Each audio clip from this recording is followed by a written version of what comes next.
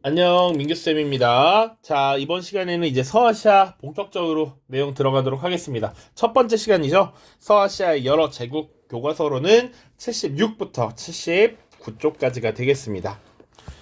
요 부분 다루고요. 문제 8문제나 있는데 시간이 되면 다 풀고 안 되면 그냥 넘기도록 하겠습니다.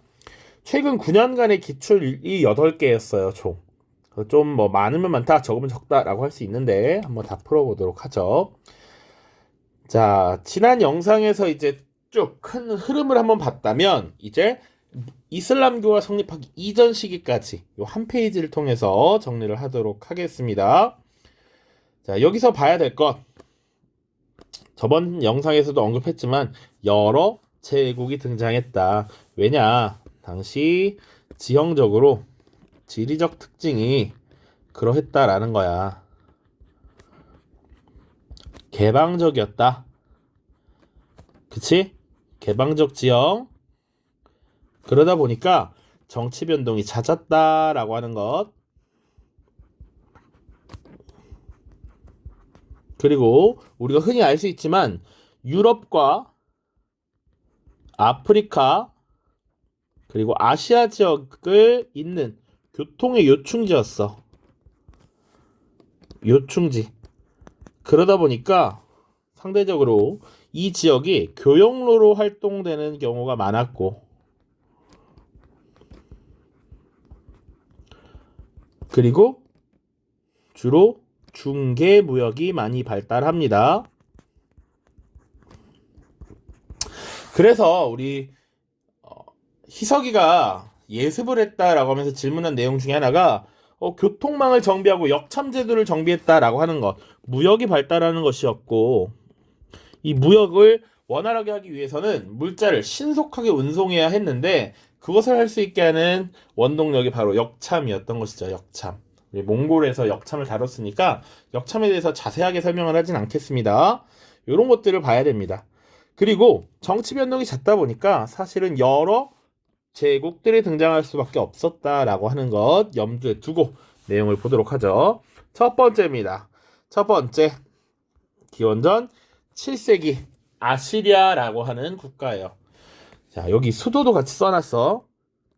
자료에 문제를 줄 때 자료에 이 수도를 언급할 수 있습니다. 충분히. 그리고 조금 더 얘기하자면 보통은 이 아케메네스 왕조와 사산 왕조 페르시아를 물었어. 그게 지금까지 거의 전부였어. 9년간 8문제가 출제되면 7문제가 아케메네스 왕조나 사산 왕조를 묻는 거였고 최근 수능에서 딱 한 번 파르티아를 물어왔습니다. 그런데 사실은 그 중요도에 따르면 파르티아가 나왔다? 그럼 아시리아도 나올 가능성이 있다.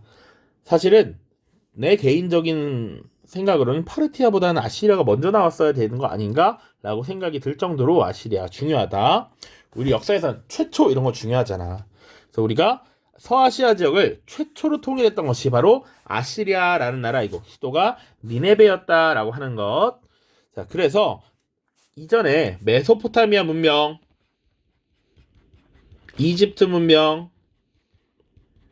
그리고 에게 연안의 문명에서 헤브라이, 히타이트, 페니키아 이런 것들 다뤘죠. 이런 것들을 다 통합시킨 것이 바로 아시리아라는 나라였다라고 하는 거고요.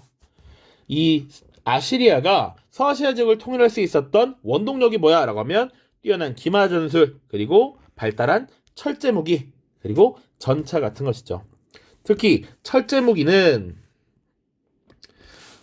여기 쓰지 않았지만 히타이트의 영향을 받은 것이지. 철기하면 히타이트였잖아. 히타이트의 영향을 받아서 발달된 철기를 개량할 수 있었고 이것이 서아시아 지역을 통일하는 원동력이 됐다. 그리고 통일을 이룬 아시리아는 중앙 집권 체제를 강화하기 위해 노력합니다. 도로 정비, 역전지 정비 당연하고요.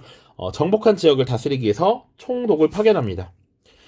엄청나게 중요하지 않다라고 생각하는 이유는 뒤에서도 반복되는 내용들이기 때문이야.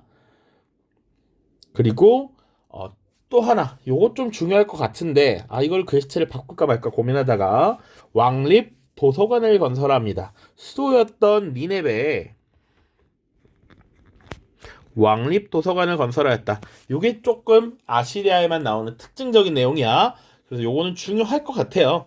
자료로 주어지면 니네베, 왕립 도서관, 강압적인 통치 뭐 요 정도 보시면 됩니다.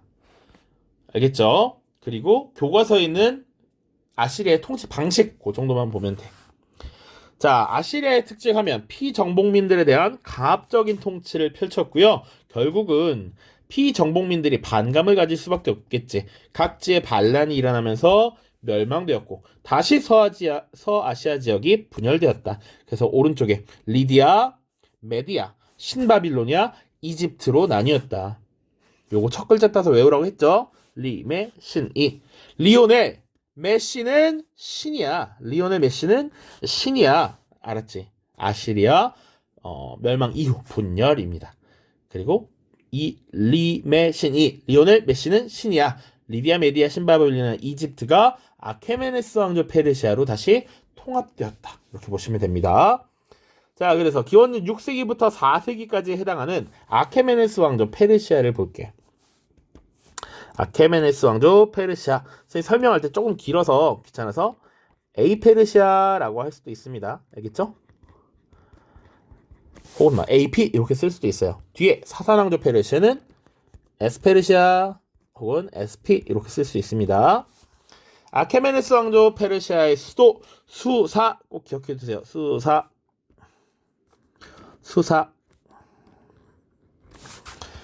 자, 아케메네스 왕조 페르시아에 대한 내용을 간단하게 정리하자 그러면 서아시아 지역을 재통했던 키루스 2세라고 하는 왕이 등장하고요.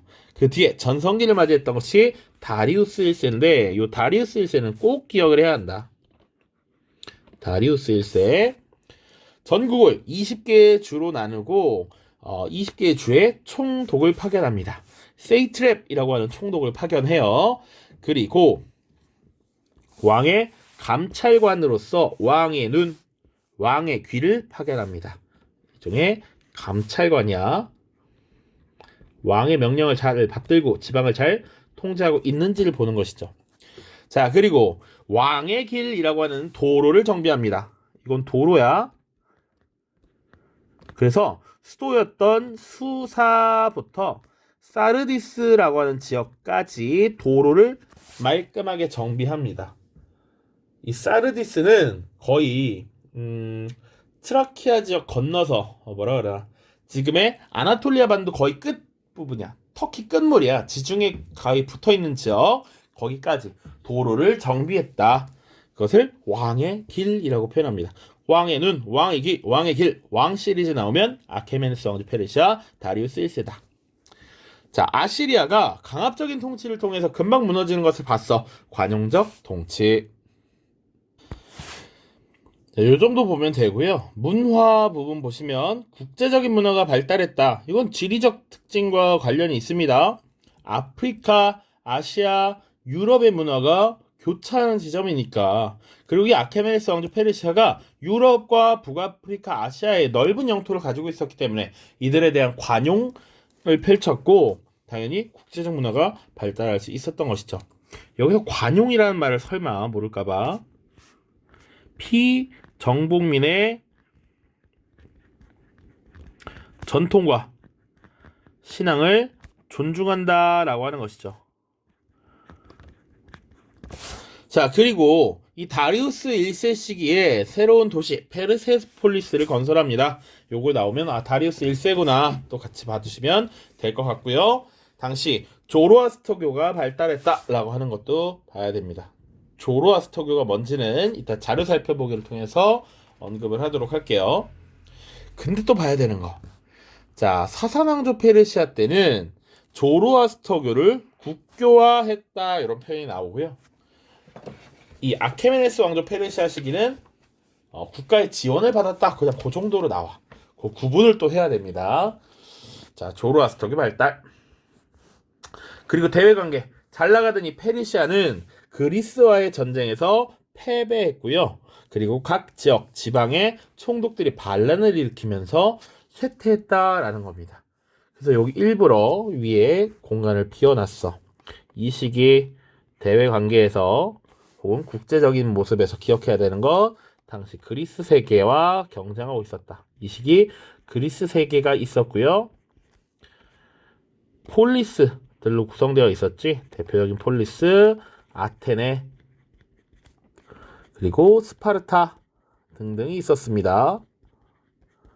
요 뒤에 유럽 역사, 그리스 로마 다룰 때 다시 언급을 할게요. 전쟁을 펼쳤고 그 전쟁에서 패배하면서 결국 쇠퇴하였다. 멸망하게 되는 것은 이제 그리스 북부에 있었던 마케도니아의 알렉산드로스의 침공을 받아서 멸망했고요. 우리 지도에 나와 있어 이소스 전투라고 하는 것에서 또 패배했고요.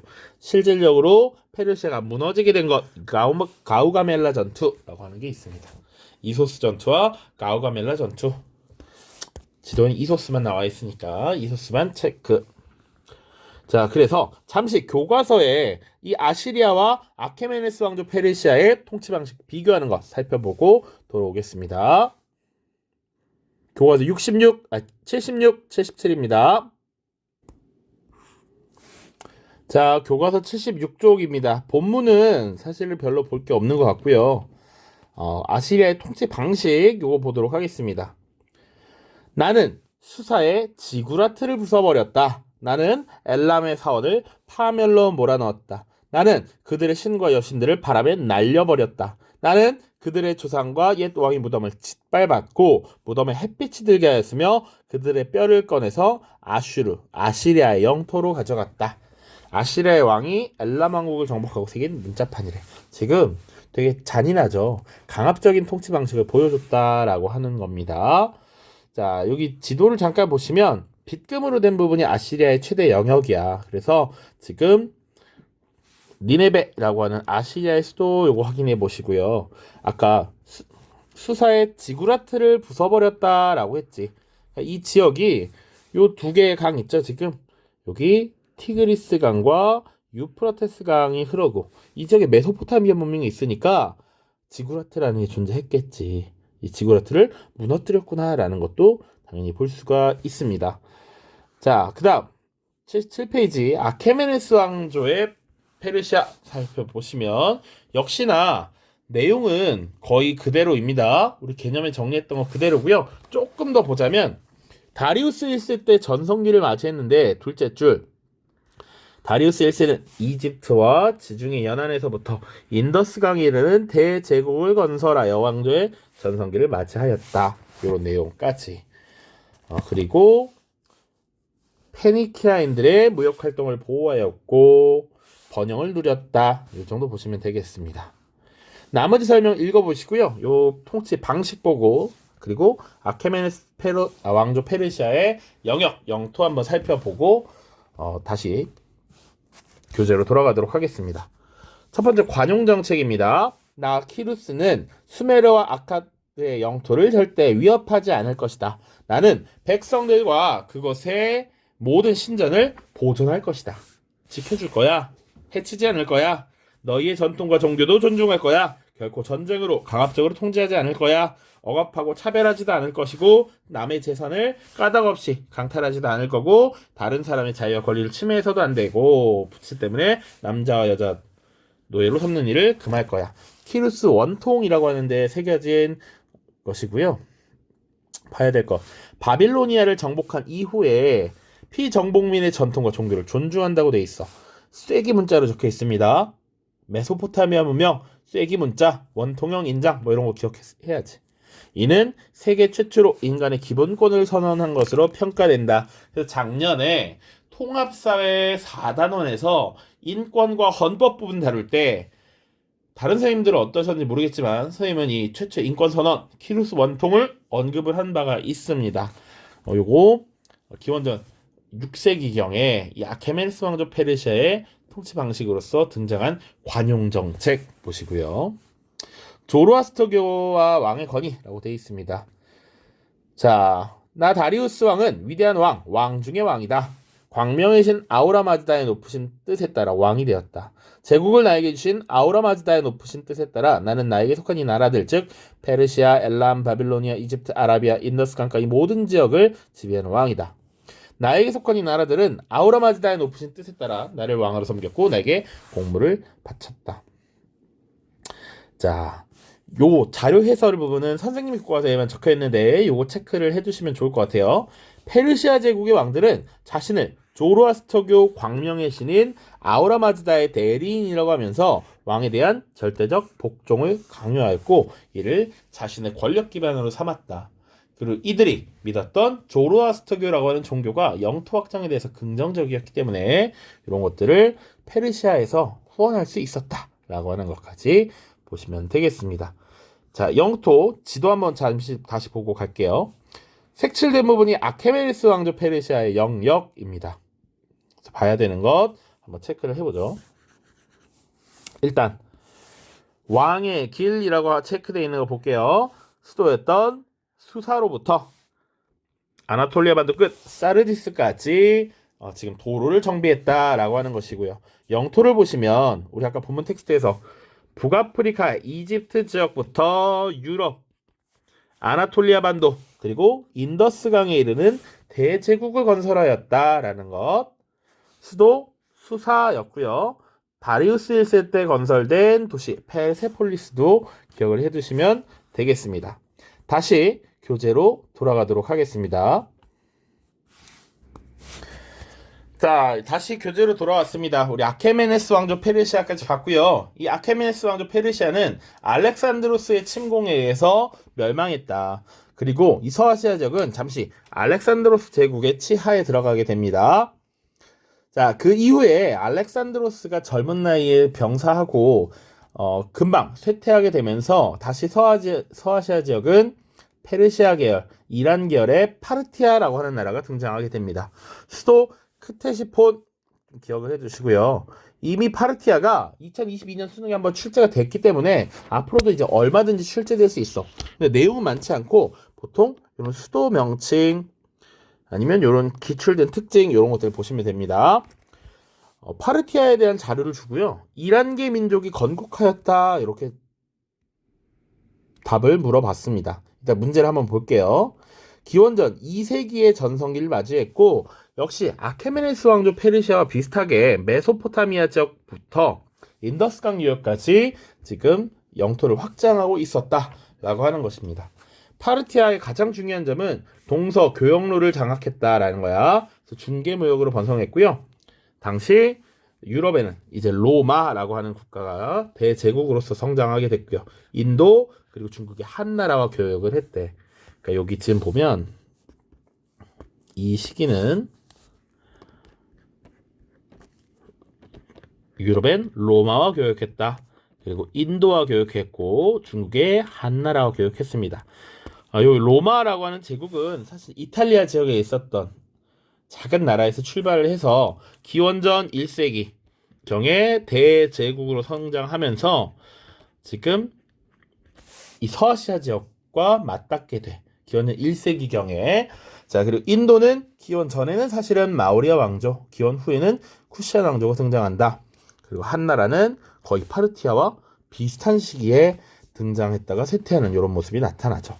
한나라가 파르티아를 뭐라고 불렀다? 안식국이라고도 불렀다. 중국식 표현으로 안식국. 안식이라는 건 휴식 이런 의미이기도 하잖아. 편안하게 쉰다라는 얘기지. 파르티아를 지나가면 이 교역로에서 역참제가 잘 정비되어 있기 때문에 편안하게 쉬어가면서 교역에 임할 수 있는 국가였다라는 의미이기도 하죠. 자, 어쨌거나 뒤에는 로마, 인도와의 전쟁으로 쇠퇴하게 되고요. 사산왕조 페르시아에 의해서 멸망했다까지 정리를 하시면 되겠습니다. 그게 226년 3세기 초가 되겠습니다. 자, 3세기부터 이제 그러면 사산왕조 페르시아 다룰 텐데요. 수도는 파르티아와 똑같이 크테시폰이고요. 아케메네스 왕조 페르시아에 부흥을 내걸고 건국을 했으며 파르티아를 정복했습니다. 역시 메소포타미아와 인더스강에 이르는 대제국을 건설했고요. 정치적으로는 나중에 651년에 이슬람 세력의 침입에 의해서 멸망합니다. 그러니까 이 이슬람이 다음 시간에 다룰 텐데 7세기에 등장해. 651년이면 7세기 맞죠? 무함마드가 보통 620년을 전후로 해서 이슬람교를 창시하니까 그 이후에 이슬람 세력이 급속도로 성장을 합니다. 그리고 무함마드 사후 칼리프를 선출하던 정통 칼리프 시대에 이 침입을 받고 사산왕조 페르시아가 결국 무너졌다라고 하는 것 꼭 기억해야 됩니다. 요 지문이 선지에 많이 출제됐습니다. 그리고 또 문화적인 측면을 보시면 조로아스터교를 국교화했다. 이미 3세기부터 조로아스터교를 국가의 종교로서 인정을 했고요.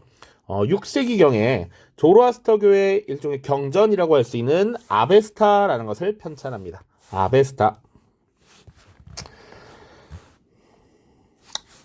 자, 그리고 이 시기에는 조로아스터교에 반대하면서 조로아스터교와 크리스트교, 불교의 여러 가지 요소를 융합시킨 마니교가 등장합니다.